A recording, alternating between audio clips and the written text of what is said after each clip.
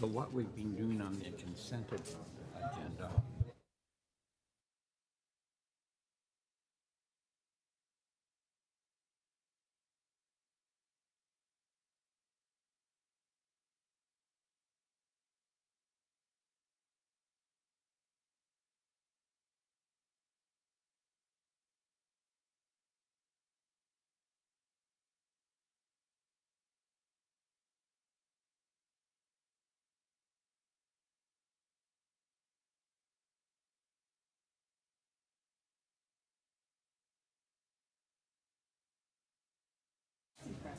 Through you, Mr. Mayor, I do see that it is 8:59 and the live stream has begun. You may begin your meeting.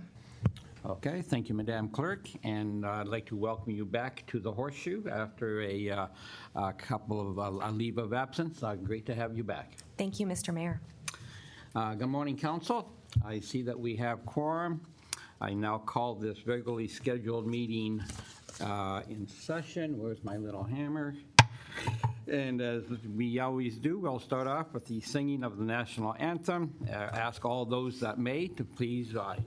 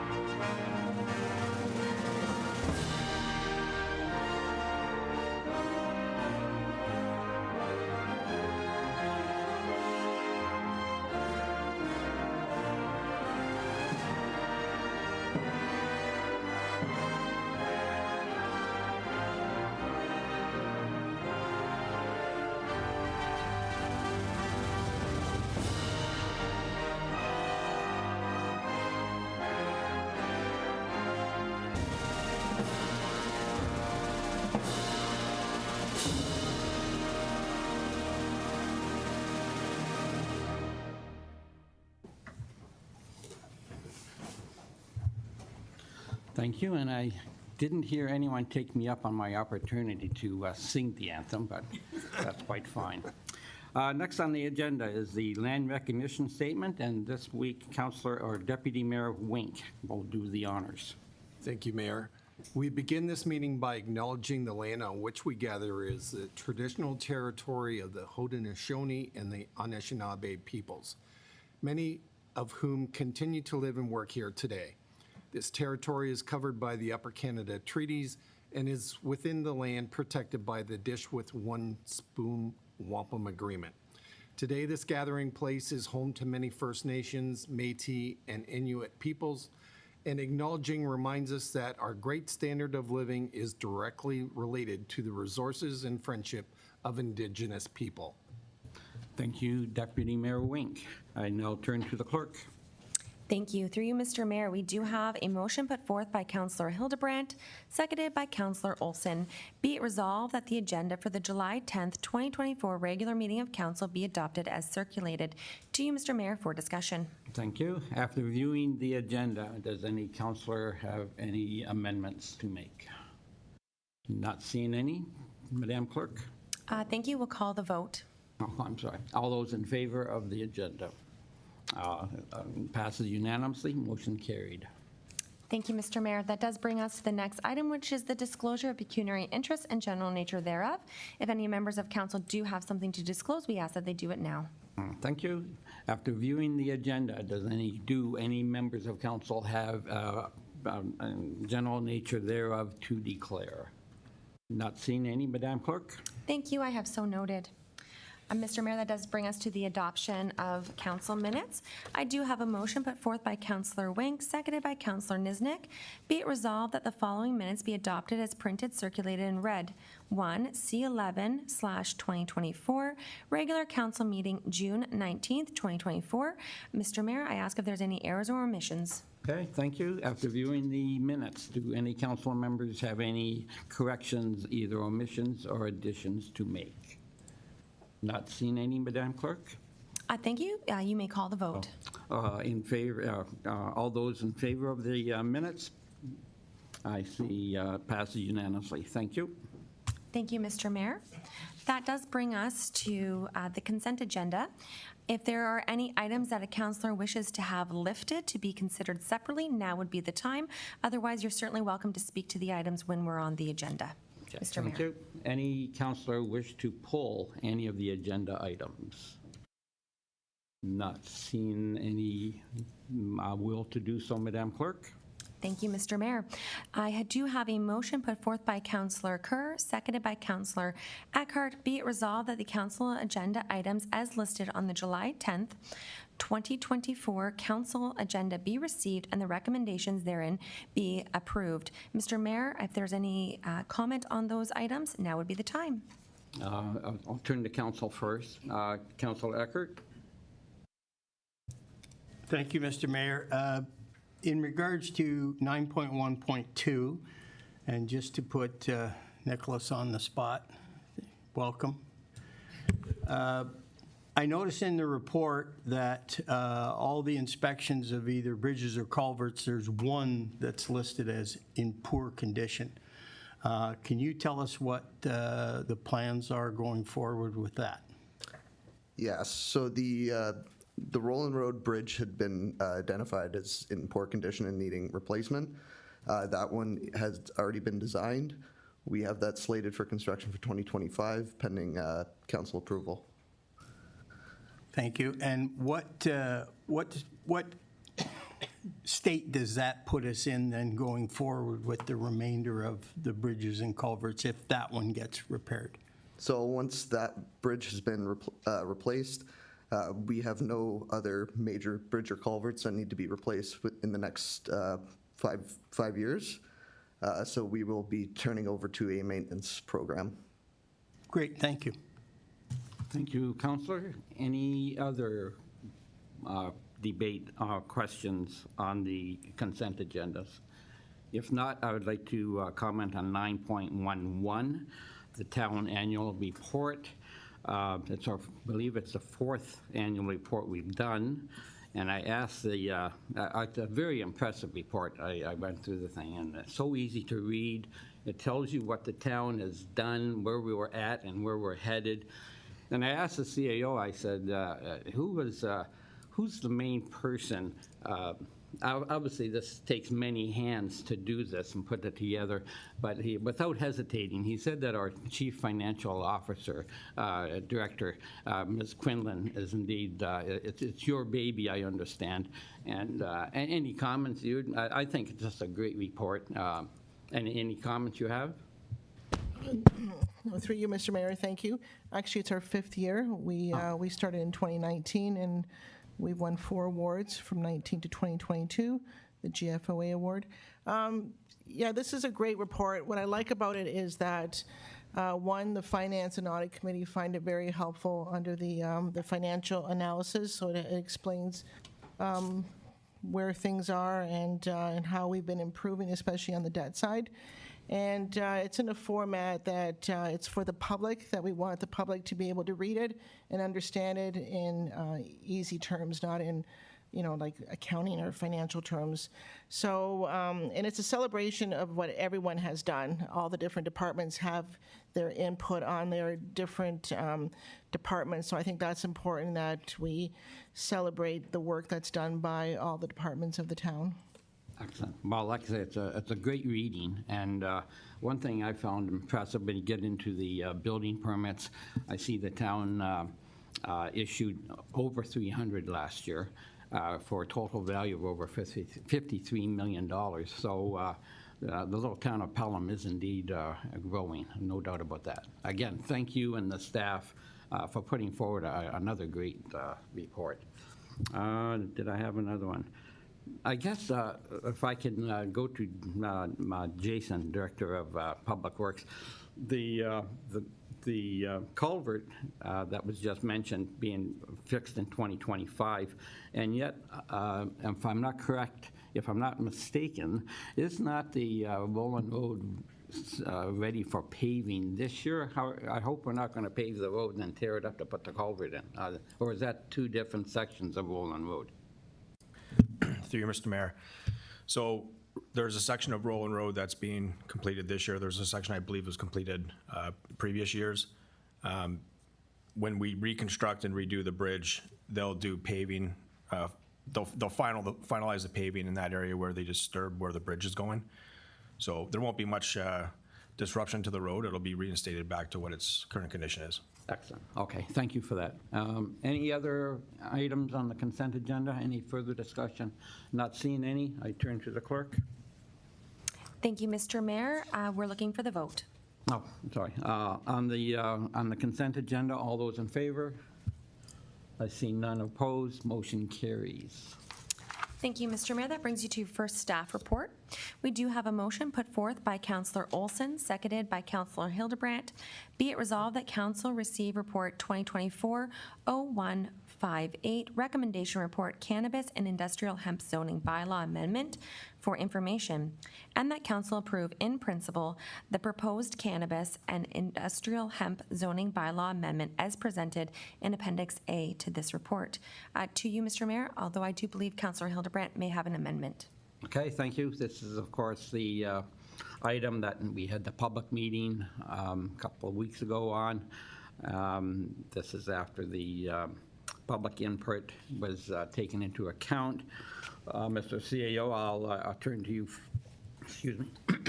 I'll turn to you first. Any additional comments that you would like to make on this report?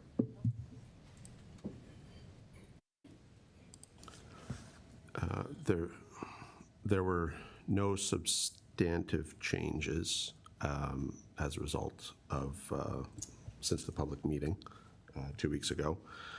I would submit that what this document will accomplish, it really speaks to all of the land where there aren't presently cannabis facilities, right? So it doesn't really address existing cannabis producers. That's not what general zoning amendment does.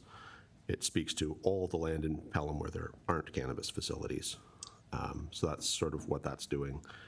And it isn't, because it's about land use, this document isn't and will not and does not substantively address odor, just for clarification. So this is a land use instrument.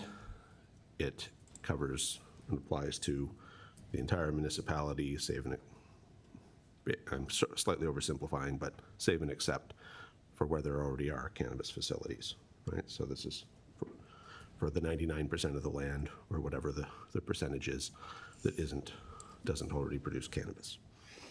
Okay, thank you. And the odorous bylaw, thanks to a motion brought forward by Deputy Mayor Wink, we will be discussing that at next month's meeting in depth. Am I correct? That is correct. So that is a different bylaw. This is a bylaw that's passed pursuant to the Planning Act, and the Planning Act is about land use. That other bylaw, the Odorous Industries Nuisance Bylaw, was passed under the municipality's general powers under the Municipal Act. And so that's a very different process, and that does mean to speak to odor. Of course, that is the stated purpose of the bylaw. So next month in August, sorry, I forget offhand the date of the meeting, but 14th. August 14th, thank you. That will be on the agenda, and that is an appropriate time to discuss odor issues and odor concerns. Excellent. Thank you for that. And again, thank you for Deputy Mayor for bringing that motion forward. Any other comments on this motion before us? Councillor Hildebrandt. Through you, Mr. Mayor. I've got a friendly amendment. The council directs staff to amend the proposed bylaw to strike 1976.39 in section 3, and the town clerk is hereby authorized and directed to make any administrative clerical amendments as noted. Okay, thank you. To the clerk, perhaps? Thank you, Mr. Mayor. So I do have Counselor Hildebrandt as the mover. He would need a seconder for that amendment. Okay, is there a seconder? I see Councilor Nesnick will second. Thank you, Mr. Mayor. I've noted that. If council wishes, they may debate. Okay, thank you, Councilor Hildebrand, you're the mover. Any additional, it's a pretty straightforward motion. Any additional comments? Really, there is none. It's just a elimination of the square footage calculation. We already have it listed as one space per 100 square meters. And the fact that we've got an extra calculation there, which I don't think is necessary, it's just eliminating it. Okay, thank you. Councilor Nesnick, you seconded. Any further comments from you? Yes, just thank you. I think it's in two spaces, actually, in the document, so if you could just go through that. The one is that figure, and then there's another square footage in another area of one of the other appendixes. So if you could just strike both of those, that would be appreciated. Yes, we will do that. Thank under- you. Yes. Okay, thank you. Mr. CEO, any comments on this amendment before I turn the discussion to council? None from me, but if there is substantive comment, I'm seeing head shakes no, so I think we are in agreement. Thank you. Okay, thank you. Turn any comments from councilors on this amendment? Not seeing any. I'll call the vote. All those in favor? I see it's a unanimous. Motion carries. Thank you, Councilor, for bringing that forward. Thank you, Mr. Mayor. That does just bring us to the main motion as amended for any discussion, and we will use the same mover and seconder, Councilor Hildebrandt and Councilor Nisnik. Thank you. On the main motion, Councilor Olson. Yes, Mr. Mayor, through you, I was wondering if we could, if I could propose or suggest another friendly amendment to include the, when we do the odorous bylaws discussion on August 14th, if we can include the level of penalties that go along with the thresholds. Thank you. Perhaps that would be at the next meeting. I will ask the CAO for any comment on that before we go further. Yes, that would certainly be an appropriate thing to discuss or examine or ask for a staff report on at that point in time. Okay, thank you. Is that suitable to you, Council Olson, that we ask those questions at the next meeting? No, that's fine, as long as it's on the list. Thank you. Thank you, Councilor. To this item, any further comments? Not seeing any, I'll call the vote. All those in favor? Seeing none opposed, motion carries. Through you, Mr. Mayor, thank you. That brings us to our next staff report. And I do have a motion put forth by Councilor Wink, seconded by Councilor Eckhart. Be it resolved that Council receive Report 2024-0141, Recommendation Report, applications for revisions to previously approved draft plan of subdivision and zoning bylaw amendment, Summersides Village, for information as it pertained to file numbers 26T1902-2021 and AM01-2024, and that Council directs planning staff to prepare the necessary zoning bylaw amendment for Council's consideration at the next regular meeting for Council. To you, Mr. Mayor, it is my understanding that the developer for this application has asked that staff postpone and bring this report back at another time. Perhaps the acting director of planning may wish to speak to that. Mr. Taggart, any comments from the planning department on this move? Yes, thank you, Mr. Mayor. So the clerk is correct. We have had a request as of early this week from the developer asking that this not be dealt with today, that there's more discussion needed. There's some concerns around some of the items that we've identified within the conditions of draft plan approval, and we will continue to work with the developer and hopefully bring back this report in the very near future. Excellent. So ongoing discussions then, we can go. Okay, thank you, sir. So we'll move on to the next agenda item. Mr. Mayor, I would be looking for a formal motion to defer the report until the developer requests the matter to return back to council. If we have a mover and a seconder for that. Let's see, Deputy Mayor Wink is going to move it. Do we have a seconder from Councilor Eckert? Thank you. Council can discuss if they wish. So on this motion to defer, any further discussion? Not seeing, oh, I'm sorry, Councilor Nesnick. This may be out of order, so just correct me if I'm wrong, but so is this an opportunity to give further suggestions to the developer, or no? This is just addressing the deferral? To the clerk. Right now, the deferral is on the table. However, I'm sure the acting director of planning is always open to councilors' comments on the development. If you wish, you can speak to him after the meeting. That's fine. I will do that. Thank you. Okay, thank you. Back to the vote on the deferral. Any other comments? Not seeing any. All those in favor? Motion carries. Thank you, Mr. Mayor.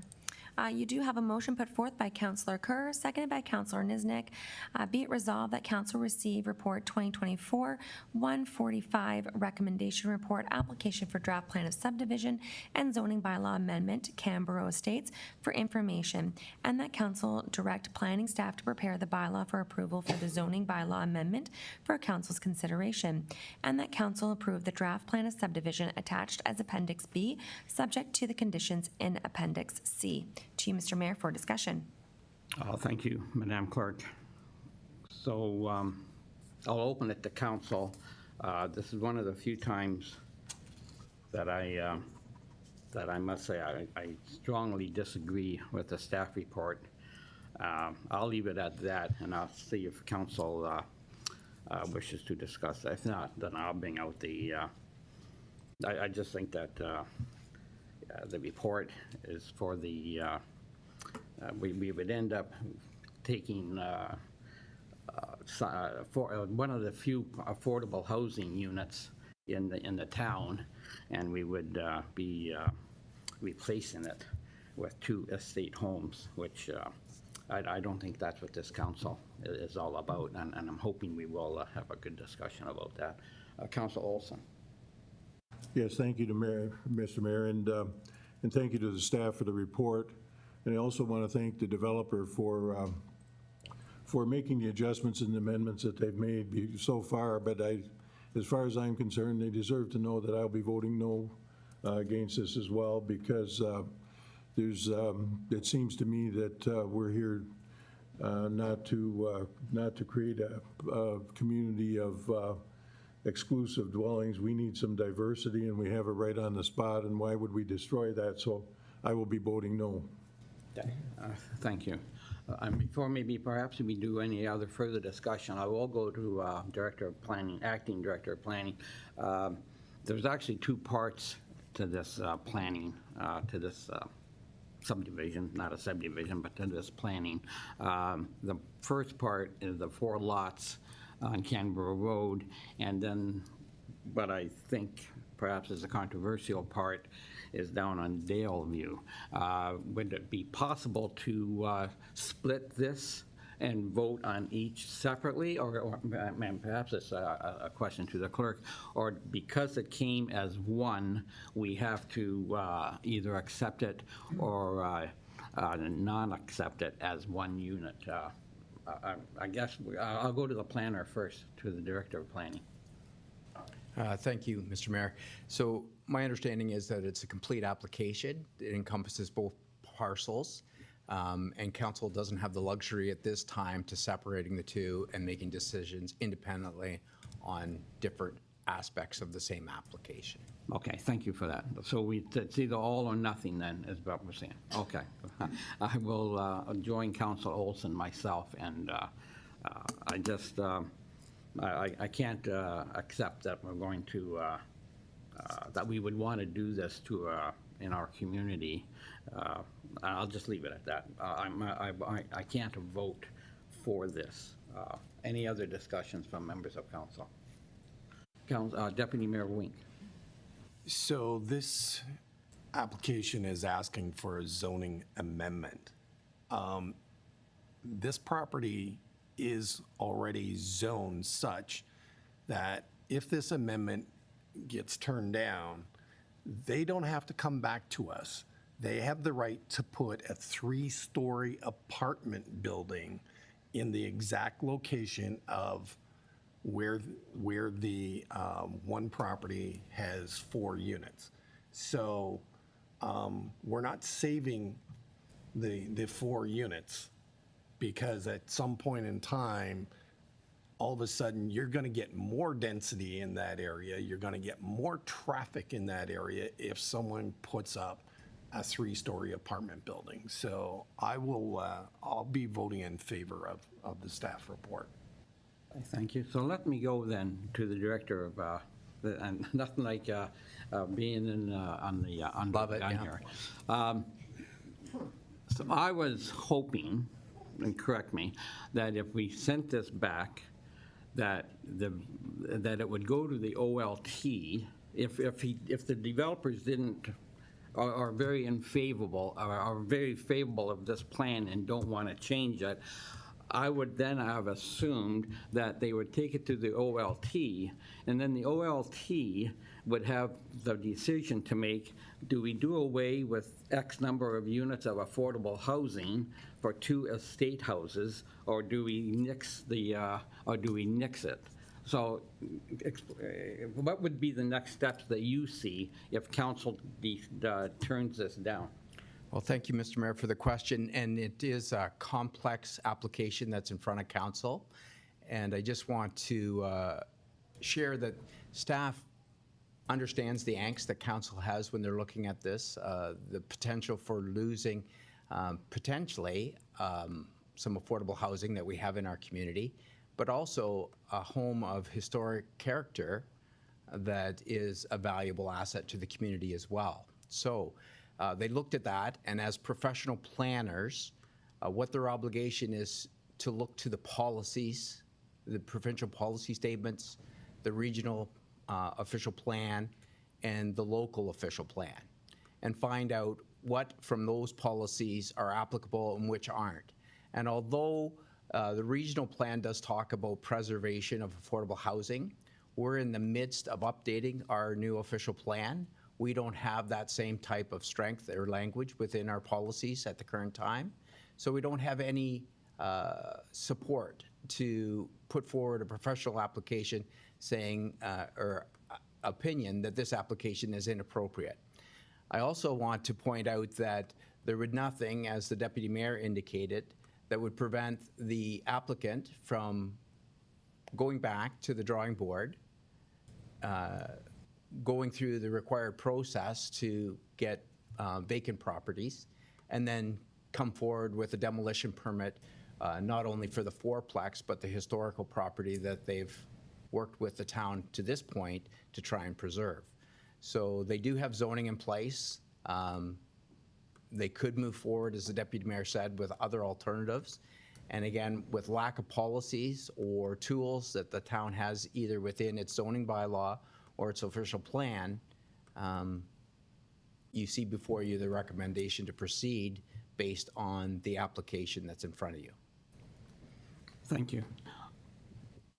And again, I'm going to put another question to you.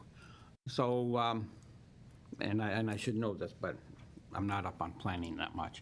So, okay, let's say they go back and they say, okay, they don't like this, we're going to do this, we're going to go 3 stories, piss off everybody, but they get the 3 stories in. And then it comes back to council, and let's assume perhaps that we don't want to pass that, and it would be, I realize it's zoned, but we still would think we could still turn it down. Then would it go to the OLT? Thank you for the question again, Mr. Mayor. So if they came back with a revised application that met all the current zoning provisions, there'd be no check and balance or no involvement of council. It would just be a matter of making applications for the appropriate building permits and proceeding with what's allowed under the current zoning bylaw. Okay. Okay, thank you for that. I'm still not going to support this. Councilor Nesna? Yes, thank you, and good morning. Certainly, this is one file that is challenging and took a lot of thought and a lot of consideration, both for and against. But I appreciate the developer extending the side property line for the current historical home that is there. And I do applaud them for making efforts to support any folks who would be, I guess, evicted due to a demolition of properties.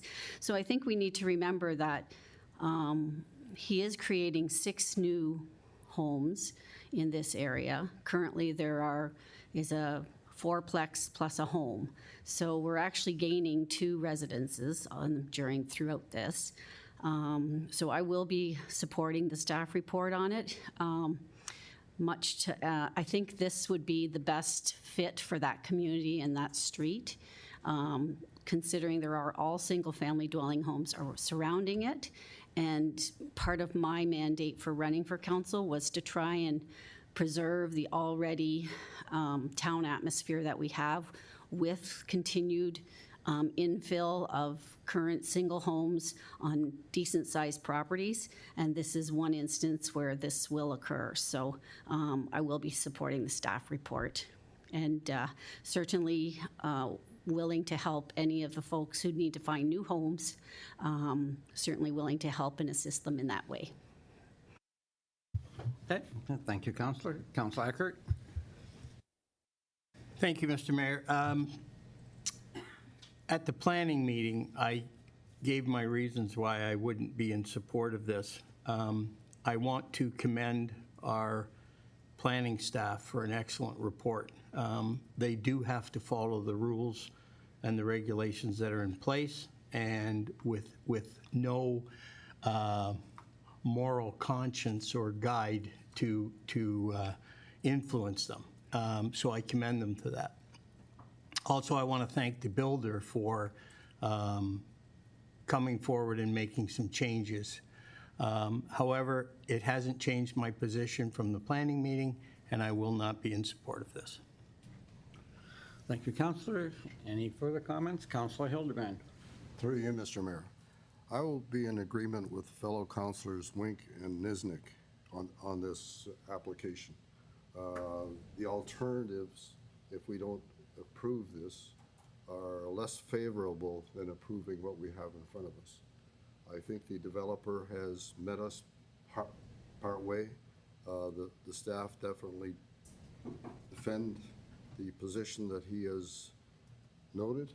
I understand the angst with the residents that are there, but I think this is the right choice as a councillor for this community. Thank you. Okay, thank you. Any further comments? Councillor Kerr. The strangely silent one. I agree. This is kind of a little bit of Occam's razor. You have to make some decisions at some time, so whatever you're going to do, there will be unhappy people. My personal concern is the fact that should we turn this down, the developer come back without any input at all from council, can go ahead with a 3-story building in demolition. I mean, it's 100% taken out of our hands. And it would put the historical house at risk as well. So that's the really negatives that I'm concerned about. You don't buy history.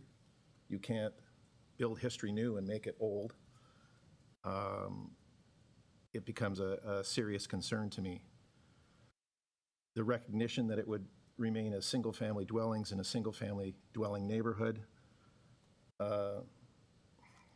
fits more for me than thinking about in a single-family neighborhood suddenly having a 3-story building erected with far more traffic, admittedly more units, but far more traffic than anything we had imagined, especially not on arterial road or a feeder road. This is an interior road access on Daleview, more so than being on Canberra Road or whatever for a 3-story building. So it just adds other layers to it. As I say, sometimes you have to pick the lesser of two evils, and I will be open and admit that I will concur with Councillor Niznik, Wink, and Hildebrand, and take what I feel is the lesser of the two choices. Okay, thank you, Councillor. If I may, I'm going to go back to the Director of Planning.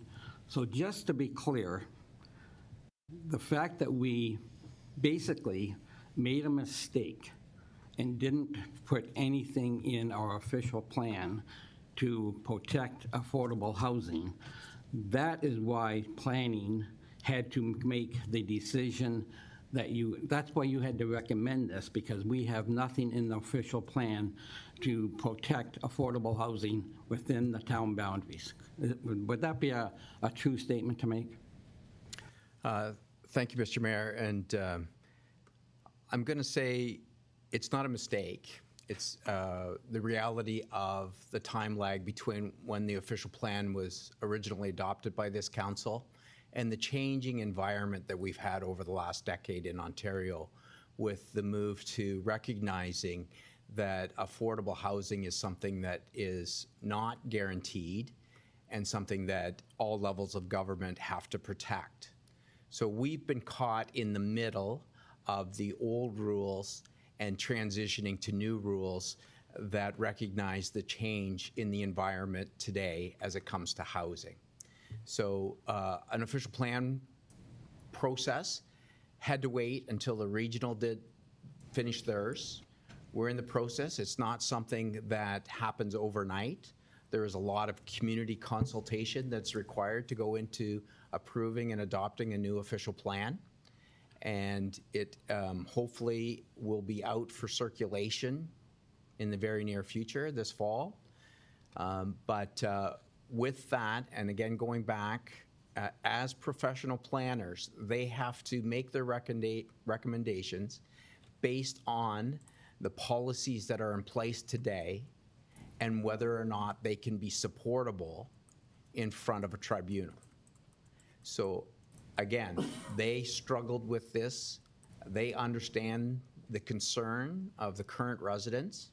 They looked high and low for anything that would provide them an opportunity to use their professional discretion to recommend against this, but there wasn't any. So having faced that, that's why you have the recommendation in front of you today. Thank you. But in a roundabout way, I think you more or less said that if you had had something in with affordable housing, you would have changed your mind, but because it wasn't there, you had to go the other way. Thank you, Mr. Mayor. Yes, again, without the benefit of a crystal ball, Yes. which would have helped last night with Lotto Max, but without the benefit of that, Yes. We're based on the rules of the game as we know them Yes, today. Exactly. So this is going to be a classic mistake, if I may be so bold, that one mistake will now lead to another mistake. Whatever. Any further discussion? Not seeing any. Call the vote. All those in favor? All those against? Motion carries.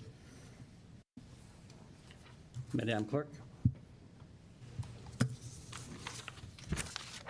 Through you, thank you, Mr. Mayor. We're on to our next staff report, and I have a motion put forth by Councillor Wink, seconded by Councillor Hildebrandt.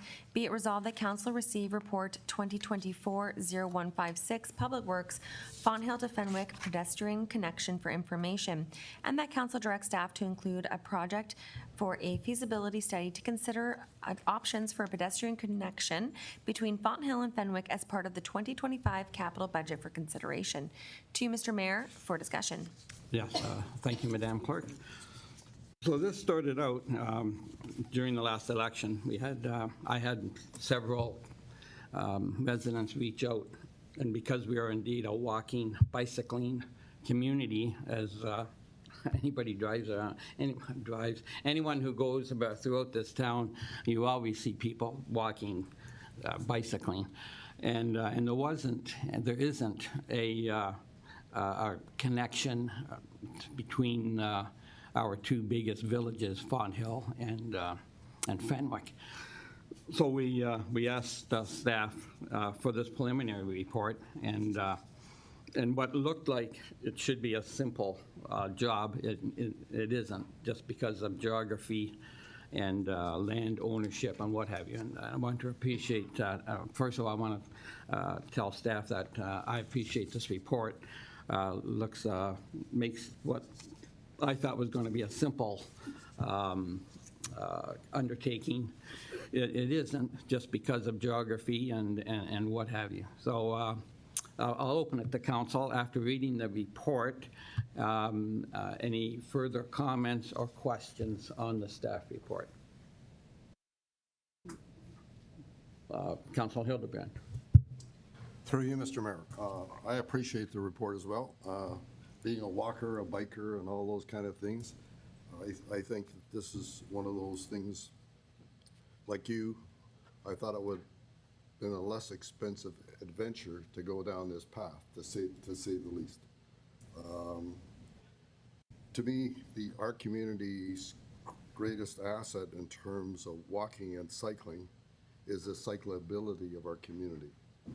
With the advent of the e-bikes, a lot of senior individuals that could no longer cycle or get around the communities have taken up e-biking.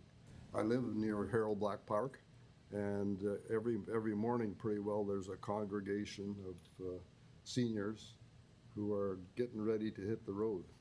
And they have a plan, they know where they're going, they have a destination. It's like a destination ride. They're not just going for a bike ride, they're going to a destination to have an experience. And there's I can't tell you how many people are there. It happens in the evening as well. And I think the fact is the concentration that I see where we should be spending our resources and studies on would be on the cyclability of it rather than the walkability. The cost of just this study alone is far greater than I would have expected. And I will not be supporting the cost of this study in terms of the budget coming up for 2025. So I'm here for a cyclist paradise. Obviously, I've got vested interest. I don't know that it's pecuniary interest at this stage, because I'm just one of the many cyclists that cycle around the town.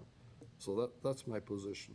You know, we've got so many key trails, and this is just probably an advertisement for cycling in there. We have the Steve Bauer Trail, we have the Welland Canal Parkway Trail, and Pelham Marches Trail.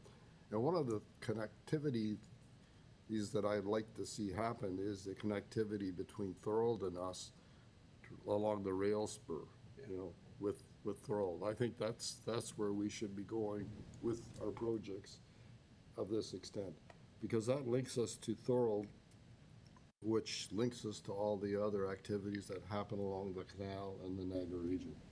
So that's my vision for this. Thank you so much for listening to my story. Thank you. Thank you, and your cycling expeditions are legendary. Thank you. Thank you. Before I go to council, Mr. CAO, in our talks, you did mention the possibility of a grant to pay for this study. Could you further talk about that? Well, the town of Pelham's grant writer is literally an award-winning top 40 under 40 marvel who has this year brought in grants for 2 or 3 community organizations, to speak nothing of 6 figures for the town. So it in no way surprised me that she located one that we think we qualify for. I'm not sure my verb tense if we've actually put in the application or if we're still working on it, so forgive me that. But we certainly think we qualify for some. And she frankly has the skill set to back up to make a very good submission. So assuming we were successful at that and have a really good track record, that would be in the ballpark of $50,000, one assumes, and which would be a fairly heavy subsidy on what we think would be about $125 all-in cost. And which is to say, I'm not really making a sales pitch for next year's budget. We'll deal with, we are working on next year's budget at the staff level, I can say that. Decisions on that will come to council, and you'll get chances to vote and support or not support that as time comes. But so we've identified one for now. There's of course the possibility of something else popping up between now and December when we anticipate you passing the 2025 budget. But we are hopeful and optimistic that we can get some third-party subsidy to this study, because it really is a fairly complicated potential trail. And I mean, on the face of it, you think, well, that can't be, but in fact, it looks like it would be cheaper to zigzag and to build like not in a straight line and to take quite long detours. But because of the land, the topography of the land acquisition, the tightness of the of most of Canberra and the trees and the it goes on and on and on. And technical engineering stuff that some very able people have recognized and slightly goes over my head. The bottom line is it could well be cheaper to make it a longer route and not Occam razor it, not go in a straight line. But we won't know until at the end of the day we get a more comprehensive study. And it may well be an appropriate wisdom of council to say, well, we only want to look at cycling options and try to go for something that would still be an enhancement but cost less overall, and that may well be the appropriate strategy forward. Or this grant application we've either got in or are working on, again, forgive that, may well bring it down to quite a reasonable price relative to the size of our population and the size of the potential undertaking. As Councillor Hildebrand says, we have some excellent trail network, but weirdly, we don't have a good connection between Fenwick and Font Hill. Like the self-evident one isn't there. All the others are wonderful, though. So I don't think you have to make any true decision today, as the report essentially suggests. Left to our own devices, we will try to get at least one, if not more than one grant to reduce the cost of this so that we're asking for less. And come December, it will be up to you to say yay or nay. So I don't think you have to make any finalist decision. I mean, it's useful if we hear your thoughts collectively, but I appreciate your thoughts could change. If it's a $75,000 cost to the taxpayer, maybe your thoughts are different. It's a $25,000 cost to the tax. I can't speak for that. So your commentary is useful today, but we're not making any final decision on this one way or the other. It's really there for information to sort of let you see the lay of the land. And with that, I'll actually stop talking. Thank you, Mr. CAO. I now go to Councillor Eckert. Thank you, Mr. Mayor. I can tell you that this is a very hot topic for the Pelham Active Transportation Committee. In particular, in speaking to Councillor Hildebrandt's thoughts, cycling. And their main concern is the connection along the different trails. And one of them, of course, is Canberra Road, which we have had a report on from Public Works, which was a very thorough report. And the dangers that the rumble strips impose. So that's important to them, as is the rail line that Councillor Hildebrand brought up. The problem with the rail line is the vast majority of a very small section is actually in Pelham. The vast majority is in Thorold. Thorold is looking at doing something with that. I can also tell you that there is a very influential service club in town that is lobbying service clubs of its same type to get involved in this as well. So there is potential movement on that trail. It's in everybody's best interest. They want to connect it all up. And in particular, the connection between Font Hill and Fenwick along Canberra Road is another important issue for the Pelham Active Transportation Committee as well. So when this comes up later on with more information, I'm sure I would be supportive of it, but I would like to hear later on in the year if we're successful in obtaining a grant to bring the cost down of it. Thank you. Excellent. Thank you for those words, Councillor. Councillor Nesbitt, did I see a half hand? There you go. Yes, thank you very much. So, my originally that Canberra Road was a trail. Historically, it's been a trail, and eventually now it's become a modern road. So just a question through you, Mr. Mayor, to our Director of Public Works. Is there a future redo of Canberra Road in the 10-year plan, or maybe a 20-year plan? I know we don't have a 20-year plan, but... To the Director? Through you, Mr. Mayor, there will be work on Canberra Road as part of the work that's going to happen in East Fenwick. and the development that happens in that area in accordance with the secondary plan, East Fenwick secondary plan. But we don't have anything slated for reconstruction of Canberra Road in that area. There's going to be a project that comes forward to council for 2025 budget consideration on Canberra Road between Hay Street and Highway 20, but this is not in that same area. So this, in the area that this study looks at, there are no plans in our 10-year capital forecast for reconstruction of anything. Thank you. Thank you. So given that, and just as you said with our prior report about the rumble strips, it would be, I think, helpful to, if we could figure out a way to possibly look at removing the rumble strips. But this is a narrow path, and if you drive along it yourself, where you see that there are no sidewalks, you know why there are no sidewalks, because it is very cumbersome. It's very it's narrow.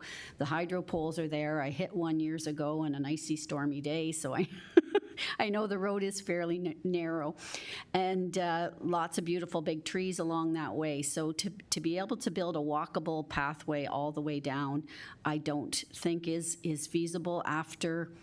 And so what we need to remember is this is just a study for the feasibility of doing it, and that we're over $100,000 to just do a feasibility study. That's just a drop in the bucket of what this would actually cost moving forward to actually have it come to fruition. So I know it's just for information today, but those are my thoughts on, you can put it in the budget, but I will anxiously await to see what the real cost of the feasibility study are, but I don't think at this point I would be supporting that. Thank you. Okay, thank you, Councillor. Councillor Kerr. Thank you. I think Councillor Niznik's hit it. I'm reading through this, and the line that comes out to me, staff recommends that council consider adding funding to complete a feasibility study in the 2025 capital budget. So that means we're going to get the capital budget to deal with, and that will be sitting there. We can keep it or we can remove it. I mean, that's really what we're at today. So I have no issue of it being put in the capital budget, but that doesn't mean I'm going to approve it in the capital budget. I guess is my best comment on this. So, to expedite this process, if we're getting into we're getting into the weeds now instead of just staying up above where we should be. Do we think it should be put into the capital budget? But it doesn't mean that we're going to automatically approve it in the capital budget. So that's my position. Okay, thank you, Councillor. Any other comments? Deputy Mayor Wink. Yes, thank you, Mr. Mayor. Just reading the initial report on what's going to be required once this feasibility study is done, and there's going to be removal of trees, there's going to be relocation of hydro pools, there's going to be expropriation of lands, there's going to be difficulty as far as the topography, as far as you've got some embankments and whatever. This is going to be an endeavor, if we're going down that road, of millions and millions of dollars. And I'll throw this out. What do we need? Do we need a fire station, or do we need sidewalks? Do we need an operations area, or do we need sidewalks on Canberra Road? Do we need a new library, or do we need sidewalks? It's a matter of priorities. And yeah, we would like to be able to do everything, but we've got limited resources. So even if we have this report, the report's going to tell us that it's going to be a heck of a lot of money down the road to link Fonthill and Fenwick. And I think it's an admirable thing to put on our wish list, but is it a realistic thing that we're going to put on our wish list? I have a hard time even spending $115,000 if we know later on down the road that we can't do it. The only way we can do it is over a long period of time. And how do you eat an elephant one bite at a time, like just certain sections at a time? But we're not going to create this thing in a year or two to have that full link, because we can't afford it. So those are just some thoughts.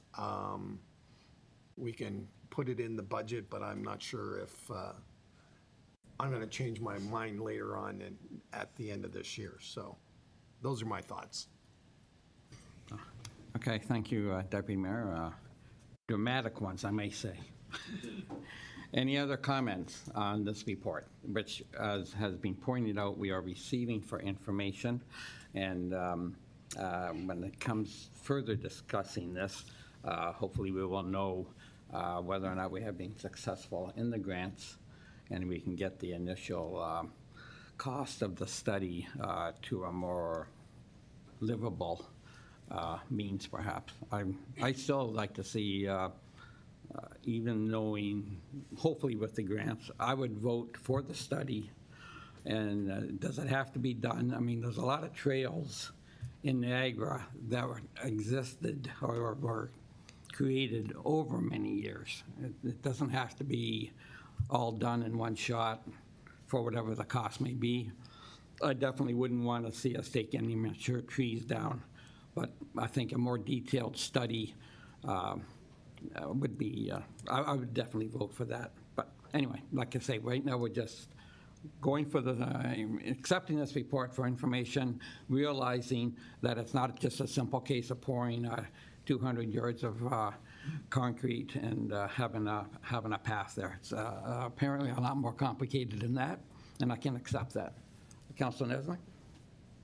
Yes, thank you. So respectfully, I think I need to disagree with you. We are voting today for more than just receiving this for information. We're also directing staff to include a project for a feasibility study. So that also takes person hours to create one of those and to put that into their budget. So I won't be supporting this motion today. Okay, thank you. Councilor Olson? Yes, thank you, Mayor. I guess I want to put in a plug for pedestrians too, because you know, the cycling community has been well represented by Councilor Hildebrand, but I want to make sure that we have a pedestrian element to this as well. But I want to ask a question of the Director of Planning. When we're developing, we're talking about, for example, only East Font Hill, and the developer is designing, is there a possibility or an opportunity for us to insist upon some kind of a linkage that would take it at least perhaps Sunset all the way down to, say, Cream Street or Center Street, in that type of, include that into the development requirements? To the Acting Director of Planning? Thank you for the question through you, Mr. Mayor. So what would have to be looked at is with each individual development application that came forward, typically frontages that fall in front of a particular development, staff have some flexibility in asking for enhanced services to municipal facilities, including sidewalks. But again, that would be more likely on a piece-by-piece basis as developments come forward and were adjacent to the works that the town was looking to have. So it's not a guarantee that you would get a full linkage that council has asked to study, but it may be something that could be done in increments over time. And maybe the Director of Public Works could add to that if he has any additional information. To the Director, any comments? Through you, Mr. Mayor. Yes, I agree with the Director's comments. We have control over frontages on developments that front town roads. There's also, when this development comes in, there will be plans to upgrade the roadways, specifically Canberra Road, to support the traffic and the developments that are going to happen there. So those, part of that will be through DCs, obviously. And we'll be able to, in the design portion, when we do look at those segments of road, we can make provisions for active transportation. We always do. We always try to do that when we reconstruct a road. Look at active transportation on those linkages, so that will take place when we do upgrade and urbanize those sections of road in Canberra Road. Okay, thank you. Back to you, Councilor Olson. Yes, thank you for that. I was also thinking of internally inside of in the plans, whether we could include, and I'm sure we do this in many places, include linkages from one subdivision to another. And this would be part of developing the trail. And if you do that, or the linkages, if you do that, you're probably being left with the zone Effingham to Hay Street and the end of the sidewalk on Hay Street. So maybe that's somewhere where we could focus our first efforts, because that's going to, I believe that'll be the most difficult. But if you remove that bottleneck, I think things become a little bit easier. Just a suggestion. Okay, thank you, Counselor. Any other comments on Counselor Hildebrand? Through you, Mr. Mayor. From my understanding, what I'm approving today is that council directs staff to include a project for a feasibility study to consider options. So we're not authorizing spending any money this morning. Is that correct? To the CAO. Really, what that motion says is, do we bake that into the next budget? It'll be itemized. There are basically two ways for us to do this. I always like a section that's items referred to budget by council, so that you can, because that would be a new service, right? And enhance a different project, something we aren't already doing. And so that you can easily say, you know, we're looking at, we have no idea if we're looking at a tax increase of 2% or 6%, right? Which will, I assume, dramatically influence your thought process as a collective. So you can tell us to bake it in, and it comes to you with this project in there, or you could tell us to, if that's unacceptable to you, you could vary that and say, well, put it in a separate section, and so that we can see, and we can choose to add that into the baked-in budget or not, as we prefer. So those are, I mean, the alternative is you could say, no, I don't want to consider this at all for next year. I guess that's the third option, is not at all. But based on earlier discussions, and this isn't the first time this matter's been before this board, we thought you might like to have it baked into the budget. You can still remove it, of course, if it's baked in, or it can be in a separate section, which are items referred to by council motion, and you can choose to add it or not at that time, as you prefer. So really three options: don't do it at all, bake it in, or items referred to budget, and then you can choose. Three good choices there. Happy to take your direction. Counselor? Thank you for that explanation. I would prefer, I'm not going to vote it out at this point, but I'm going to put it in a position where I need to vote it in to the budget. Okay, thank you. Counselor Kerr? Okay, I'm getting, is there time being spent? Is there this being done? Is it, like, the bottom line is, what I read in here is that there is not a feasibility project going to be undertaken, so there's no staff time or anything spent on it unless it's approved within the budget. That's what I'm reading. So we're not committing any extra resources, any extra time at this point in time.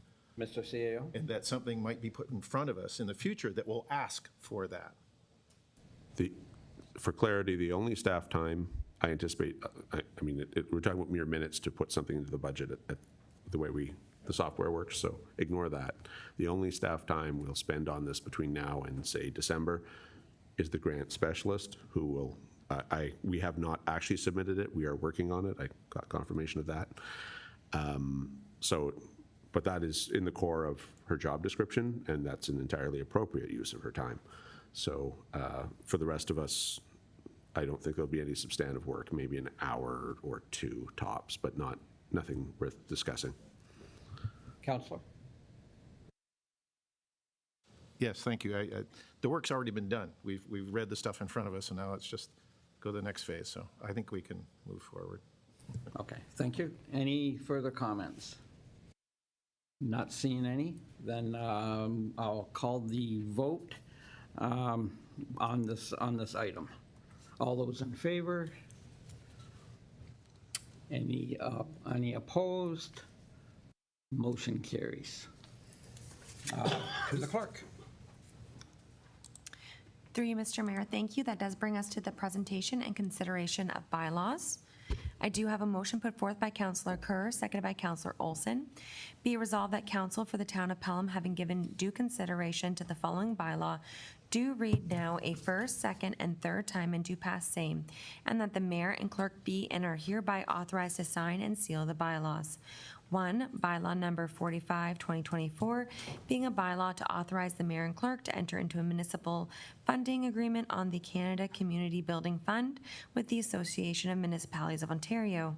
2, bylaw 46, 2024, being a bylaw to amend bylaw 13, 2023 and 52, 2023, confirming various appointments to advisory committees of the town of Pelham for the 2022 to 2026 term of council, and to appoint members to the Pelham Cultural Advisory Committee and the Environmental and Climate Adaptation Advisory Committee. 3, bylaw 47, 2024, being a bylaw to amend the Town of Pelham zoning bylaw number 4481, 2022, to regulate cannabis-related uses and industrial hemp-related uses in the Town of Pelham, file number AM05, 2024, and that will be as amended as council has directed.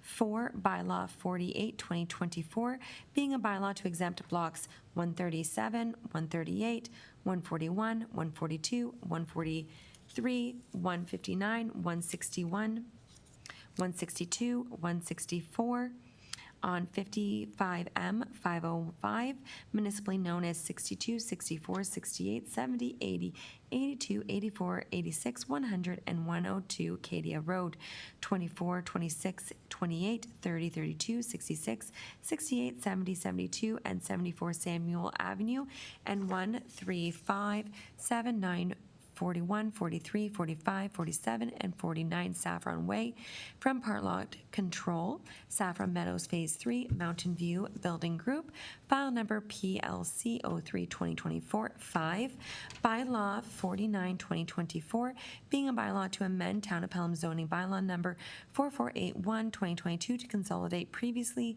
approved zoning amendments for various site-specific properties. And lastly, 6, bylaw 50, 2024, being a bylaw to exempt blocks 171 and 176, 59M 505, municipally known as 186, 188, 190, 192, 194, 196, 198, and 2000 Kelgar Avenue from Part Lot Control, Saffron Meadows Phase 3. This is file number PLC 04-2024. To you, Mr. Mayor, for discussion. And I must say, Madam Clerk, you've been off for a while, but you've retained your reading skills. Thank you, Mr. Mayor. Councillor Eckert. Did you say lot 3 on Saffron Way? Shall I read it again in whole? Okay, any other questions on the bylaws? Not seeing any, I'll call the vote. All those in favor? Seeing none opposed, motion carries. To the clerk. Thank you. Through you, Mr. Mayor, that does bring us to the notices and the motions and notices of motion, and we do have a motion being put forth by Councillor Eckert. Councillor Eckert, if you wish, you could read it into the record, or if you would rather, I'm happy to do so. No, I'll give you a break and I'll read it in. Whereas Council for the Town of Pelham recognizes the importance of promoting the safety of both residents and visitors, and whereas the introduction of speed reduction measures has the potential to mitigate collisions and enhance overall road and pedestrian safety, now therefore be it resolved that Council directs staff to install a three-way stop sign and crosswalk at the intersection of Port Robinson Road and Clager Avenue as soon as feasibly possible. Go to the clerk. Through you, Mr. Mayor, thank you. That is being brought forward by Councillor Eckert and seconded by Councillor Niznik. Mr. Mayor, to you for discussion. Yeah, okay. So, Councillor, any further comments? Just to add that this has been an ongoing issue since Port Robinson Road started to be developed, and certainly in the last 2 years that especially for the councillors in Ward 2 and Ward 3, which is the Port Robinson Road is the boundary. There's a very active citizens committee there. Public Works has done a lot of good work in that area. I must commend them for that. And we have had some success in reducing speeds. The problem is, and according to even their own reports, the introduction of bollards and et cetera have influenced the 85 percentile that are driving properly in the first place. And as we all know, and you've heard me say before, traffic enforcement is never about the 85% that obey the laws. It's about the 15 or less percent that seem not to, for whatever reason. I think it's time that we go the extra measure and install this. I've had extensive discussions with Public Works about this. The overall plan going forward in the future would be to have a four-way stop at that intersection once Klager Avenue goes through. So why not put a three-way in now? That will certainly prepare drivers for the future when we put a four-way stop in there. And I also understand that going forward, once Port Robinson Road, the final asphalt is put on, there may be other road features that are installed to provide traffic calming measures. So that's why I've introduced this measure. We've had reports, and I think now it's time to move ahead and install this stop sign and crosswalk. Thank you. Okay, thank you. And Councilor Nesnick, you second it. Any comments? Yes, not too many more to add. Mr. Councillor Eckert eloquently stated our opinion and position, so certainly supportive of this. I think it is time. I think part of the issue with that road is that it is sort of a downhill slope, so as you come away from the school zone after you stop at Station Street, the road continues to kind of go down, so it's easy for those speeds to climb a little bit. And if there's a stop further down, that just reduces that speed at that point, and then you can go back up to your 50 kilometers per hour until you get to the stoplight at Rice and Port Robinson. So certainly fully supporting it, as I hope our other councillors will as well. Thank you.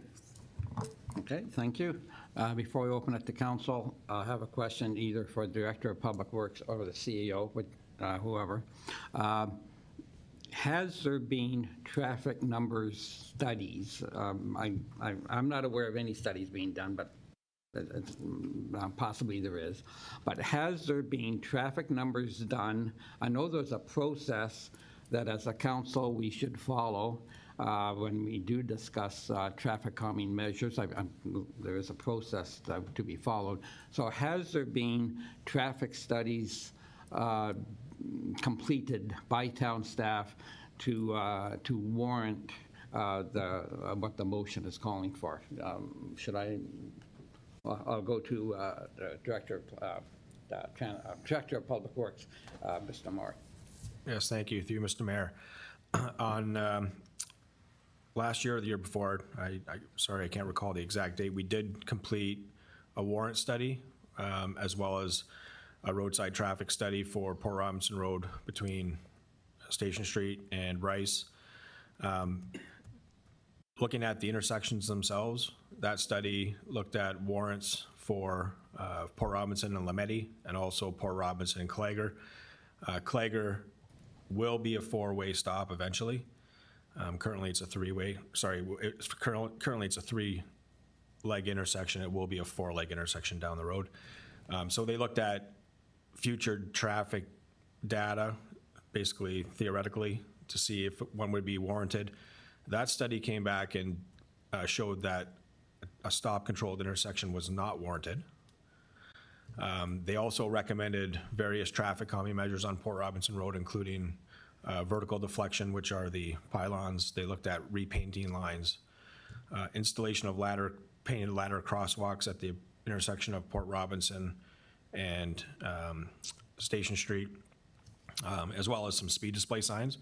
So Public Works has implemented some of those measures, actually most of them. We will be repainting the crosswalks later this year. We've already installed the edge lines and the center lines. So that study was completed within the last 2 years.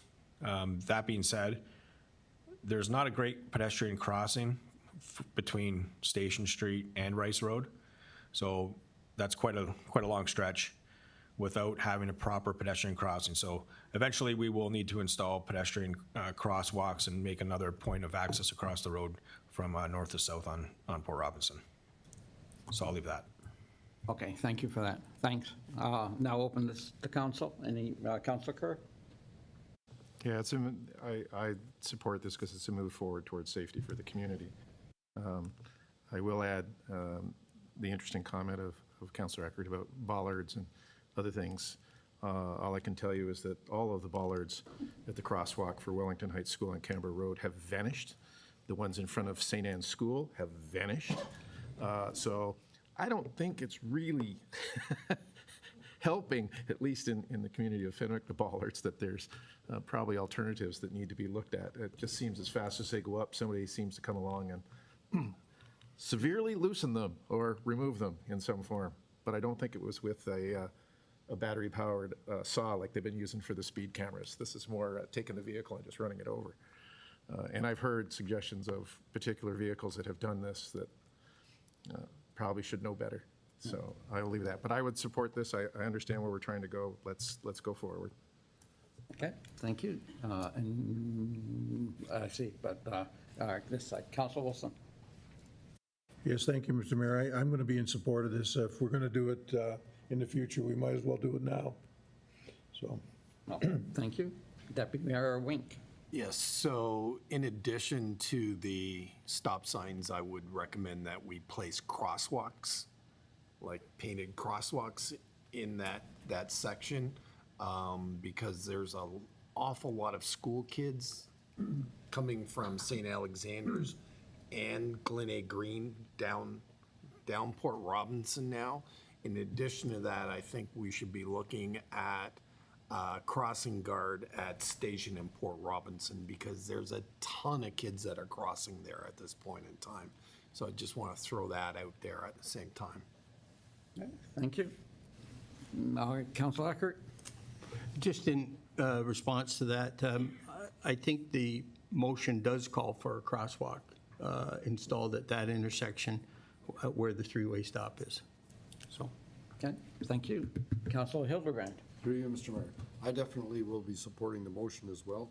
I think this area has an increased speed tendency because it is going downhill and people are exiting town. And this is one of the areas where I think a lot of traffic is trying to avoid Highway 20 and the congestion that is occurring there. And that's what's happening with regards to the traffic movement. Thank you so much. Okay, thank you. Mr. CEO, I see you have your hand on the button. I think you're coalescing well on very clearly what you want to support, and we respect that.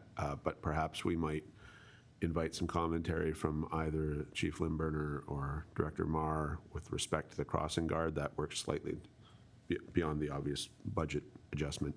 I think we count and or plan for that slightly differently, and perhaps one or both gentlemen might have some commentary to add, which might help you either add something more in or not, as the case may be.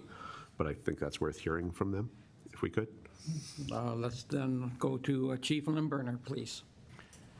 Good morning. Through Mr. Mayor, we have a warrant study scheduled for September when school starts up again at the corner of, or the intersection of Port Robinson and Station.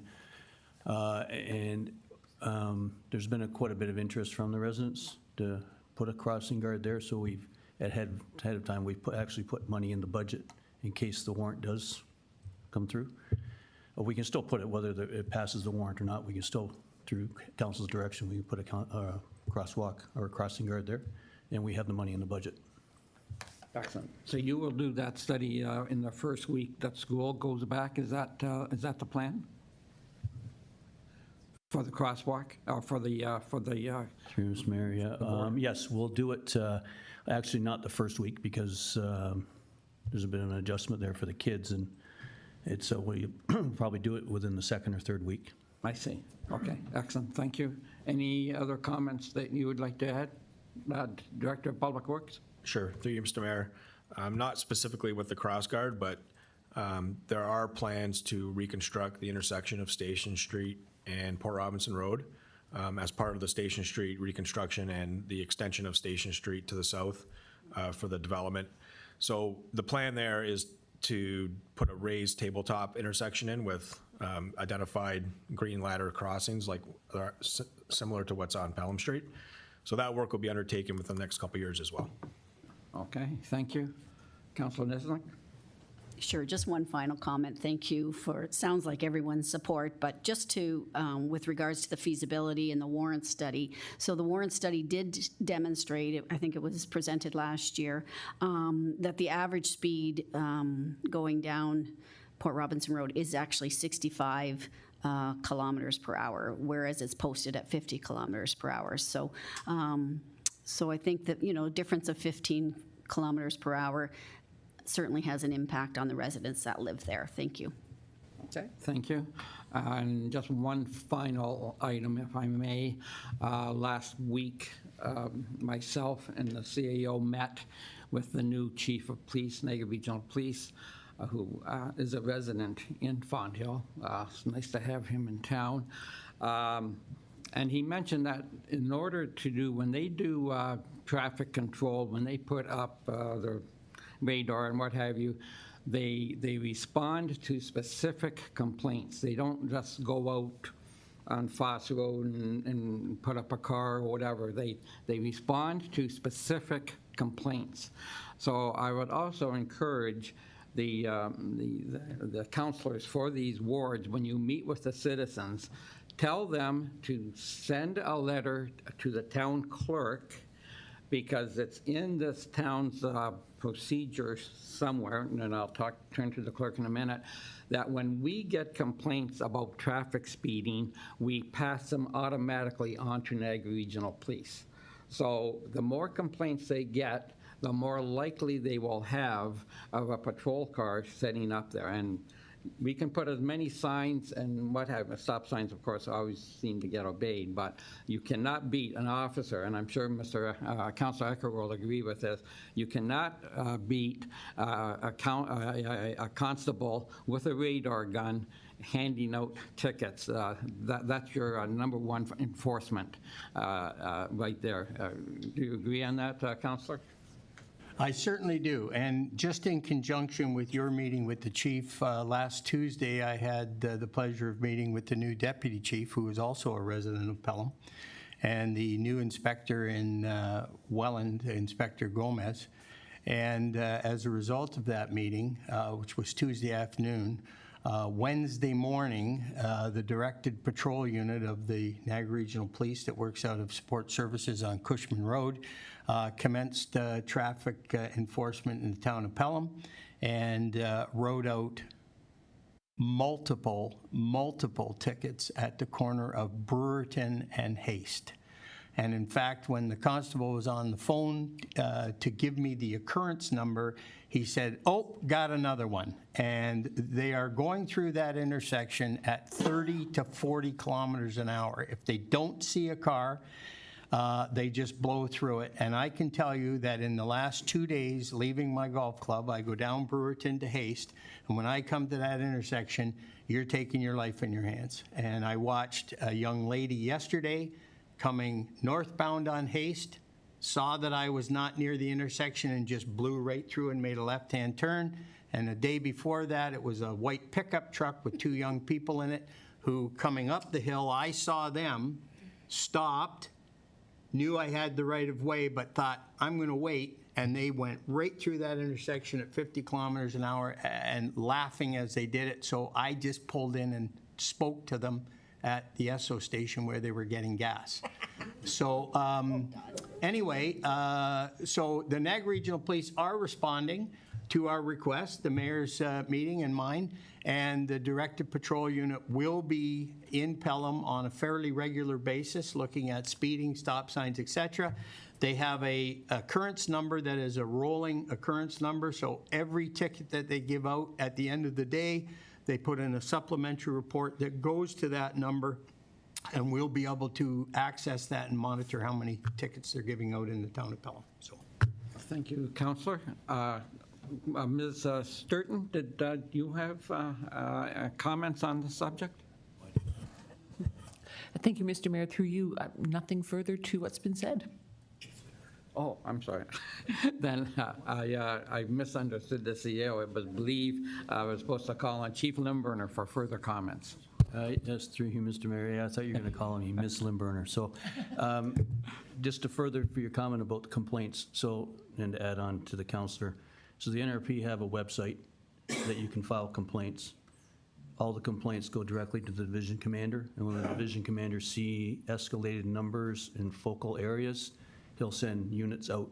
So the more complaints, squeaky wheel gets the attention, right? So that you can encourage residents to go on the nrp.ca, I think it's niagararegionalpolice.ca, and you can do a online complaint, and the more they get, the more attention we're going to get. Yes, exactly. I know that for sure that works because there was a area of the town that I won't get into, but the residents sent in numerous complaints themselves, and the NRP went out there and indeed found some pretty ridiculous speeds on the roadway. So, yeah, it does pay either to go to the website, and now, Madam Clerk, I'll turn to you. Do we not have a policy in place that when we get speed complaints, we automatically forward them?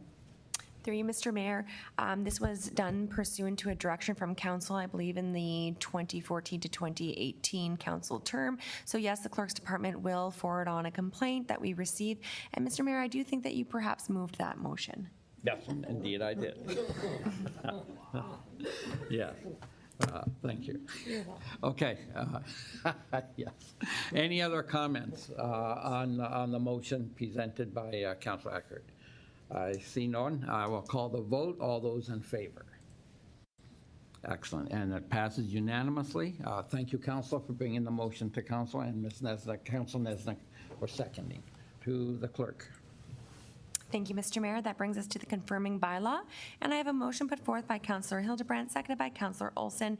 Be it resolved that the following bylaw be ready first, second, and third time and passed, being bylaw number 51/2024, to adopt, ratify, and confirm the proceedings of Council of the Town of Pelham at its regular meeting held on the 10th day of July 2024. To you, Mr. Mayor, for discussion. Thank you. Any comments? Not seeing any. Call the vote. All those in favor? Motion carries. Thank you, Mr. Mayor. We now are at our adjournment. So I do have a motion put forth by Councillor Niznik, seconded by Councillor Kerr. Be it resolved that this regular meeting of council be adjourned until the next regular meeting scheduled for August 14th, 2024 at 9 a.m. And Mr. Mayor, it is 10:24 right now. Thank you. All those in favor? Motion carries. Meeting is adjourned. Thank you, Mr. Mayor. Well done, Holly. Thank you, Mr. Mayor. It's